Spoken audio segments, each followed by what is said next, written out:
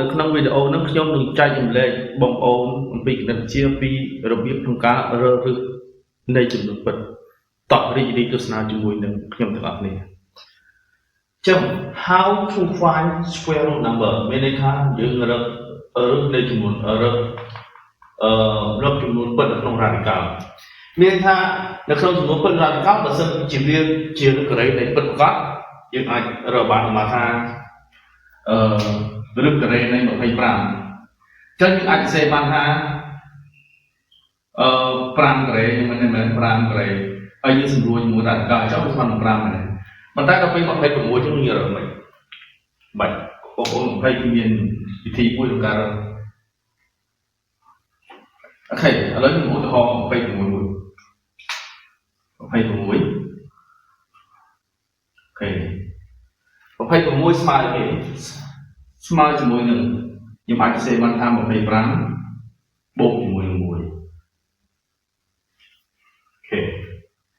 ចឹងយើងអាចដឹងថាថ្ងៃនេះទុំ5ជាងម្នាក់5បូកបន្តិចម្នាក់ចឹងមានន័យថាវាអាចប្រហែលនឹងបាច់ធ្វើតាមវិធីនឹងបានមានថាស្មើជាមួយនឹង5ស្មើជាមួយនឹង5បូកជាមួយនឹង1នៅលើ2ដងគុណជាមួយនឹងនេះគុណជាមួយនឹង5ចឹងវាប្រហែលជាស្មើជាមួយនឹងតាមស្មើជាមួយនឹង5បូកជាមួយនឹង1នៅលើ10អញ្ចឹងវាអាចប្រហែលជាមួយនឹង5.1ចឹងមានន័យថារឹសនៃ26ស្មើជាមួយនឹង5.1អូខេចាំមើលយើងមើល38រឹសនៃ38យើងបាយទីមកយើងបាយវាទៅជារឹស36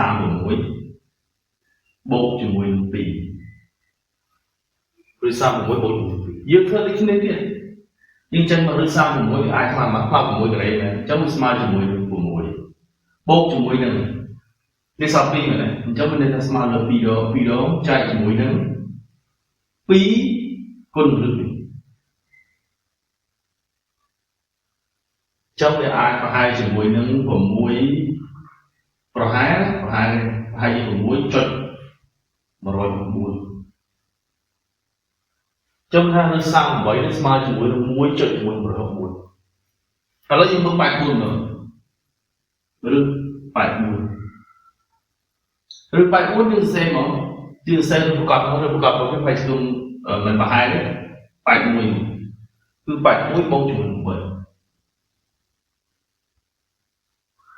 ខេចឹង81យើងចេញមកបាន81កេរមានថា9កេរមែនអញ្ចឹងចេញមកបាន9បូកជាមួយនឹង3ដងចែកនឹង2គុណ9អូខេលេខវាប្រហែលជាមួយនឹង9.165ចឹងនេះគឺជាវិធីងាយនៅក្នុងការរឹសកេររឹសប្រកបរឹសកេរមិនប្រកបសូមអរគុណ